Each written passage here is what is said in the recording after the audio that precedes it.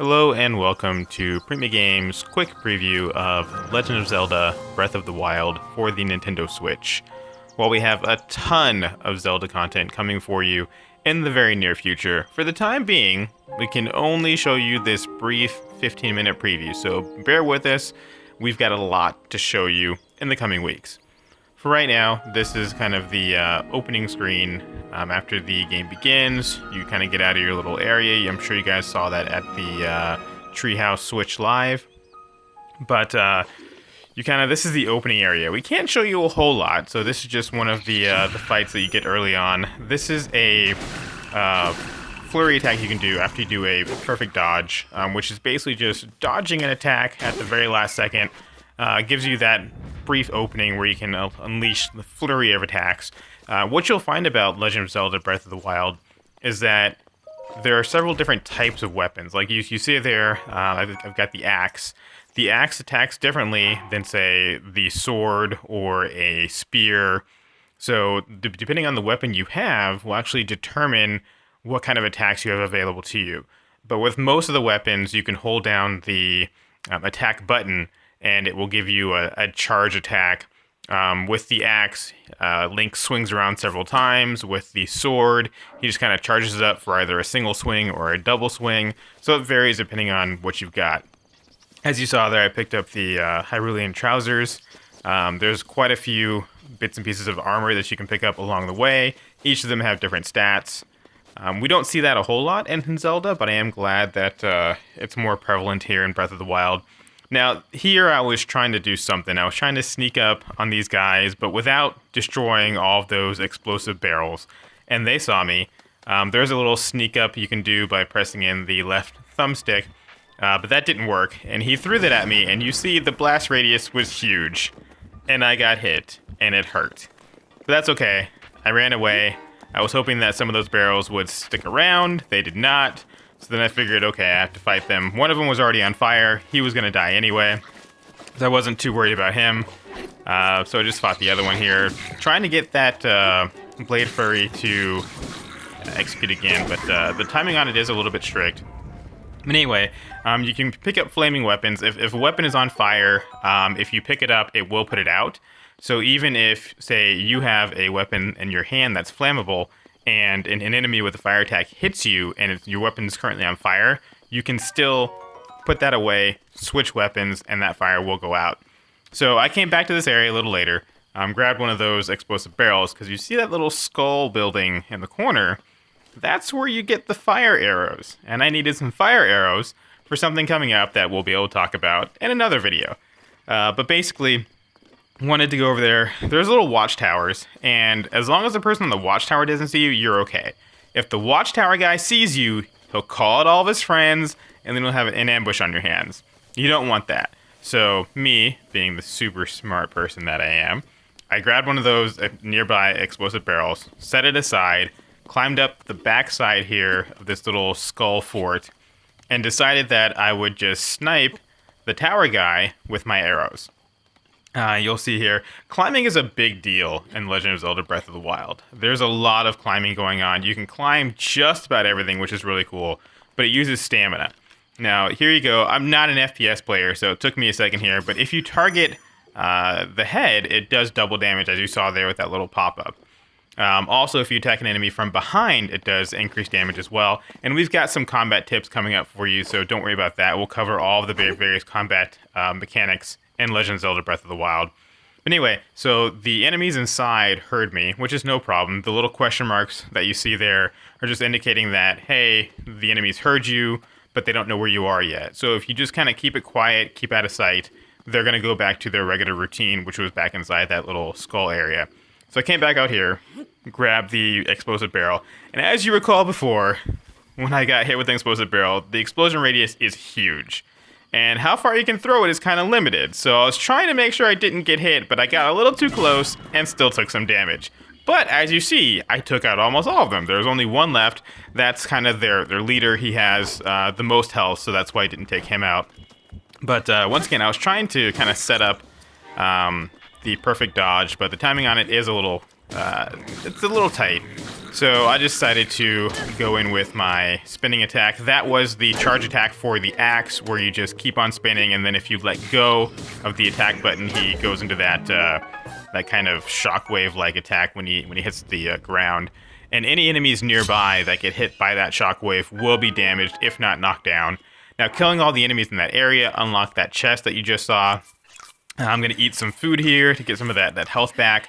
You've come across all different kinds of foods. Cooking is a big deal in this game, and we've got some cooking tutorials coming up for you as well.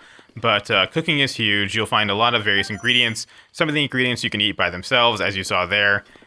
They will give you hearts back, or you can go to a fire and cook something up yourself. We'll have a full recipe list for you as well. But go inside, pick up a whole bunch of loot. But this is what I was after. Ta-da! Fire arrows. So early in the game, this is the only point where you can find fire arrows, and we'll have a whole guide on exactly where we're at here, so you can find the fire arrows quickly and easily once you get into Breath of the Wild. Decided to climb here on the watchtower just to give you guys a little bit better view. I'll be heading over there. And again, we're kind of limited in what we can show you in this quick preview, but don't worry, Nintendo just doesn't want the game to be spoiled for you. But we do have a ton of Zelda coverage coming, so just stay with us. For now, I'm just kind of wandering around here, showing you basically nothing of super importance. But again, take note of some of the combat mechanics and how some of the enemies work here. Now, I'm picking up some mushrooms again. I could eat that mushroom by itself. Decided to do some lawn maintenance here, tall grass. Now, not every weapon will cut grass like this. And you'll see that the woodcutter's axe is badly damaged. Damage and wear and tear, that is a huge factor in this game. The reason why I have so many weapons, as you see there, is because after a number of attacks, which ranges depending on the weapon will be damaged and then eventually break. So it's important to have a lot of weapons at your disposal you can switch to. Now, there's a beehive over to the right, which in our actual walkthrough of this area, I shoot the beehive, which drops down, and then the bees will go after those enemies. I did not do it here because I wanted to actually get in combat for you guys, because again, we're kind of limited on what we can show, so I wanted to show as much combat as possible. Again, I was trying to initiate the perfect dodge. Now you see he put up his shield. If an enemy has a shield, you can knock it away like that, and then you are free to hit them. Now, the attack that I just did is similar to the attack that you get if you have a sword. If you charge it up a little bit, you'll get 1 spin. If you charge it up a lot, you'll get 2 spins. So, you see the enemy here has his own bow and arrow. That was the full charge for double spin. And then I'm just going to go around and collect all this little loot. So now, here we are in another area. Again, apologies that I can't show you everything. I really want to show you everything, but gotta be a little bit limited right now. Don't worry, we're saving the best. So I'm just kind of exploring the countryside here. There's a little hut over there that had some loot in it. There's another mushroom hanging on the little cliffside. We can climb up and grab that. Again, I can eat that by itself. It'll give you a half a heart, as you see there.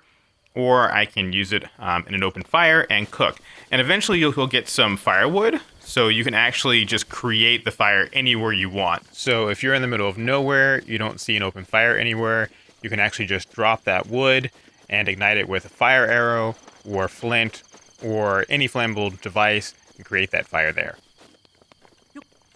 So over here, there's another little enemy camp. Again, you want to take out the guy at the watchtower there, because if he sees you, he will alert all of his friends, they'll go and grab all their weapons, and they'll come after you. So I'm just trying to get into a position here so I can take him out without anybody seeing me. Again, not big on first-person shooters, so pardon my aiming here. That is the fire arrow, so you can see kind of the effect that you get there. He's on fire. I made him burn. It was enjoyable. These are all the different bows you have. And again, bows will also break. So the more that you use the bow, the more it'll break. You see me changing my ammunition from the fire arrows to the regular arrows. And then again, I'm just going to try to get these guys' attention so that they come over and you can see some more combat. As you see, they noticed something, they heard something. I was too far away for that arrow to actually hit, but they heard something, so they're coming over, trying to figure out what's going on. there the guy saw me, just like Metal Gear. You see the exclamation points over their head. They went over and grabbed their weapon, so if I was able to sneak up on them, they actually wouldn't have their weapons yet.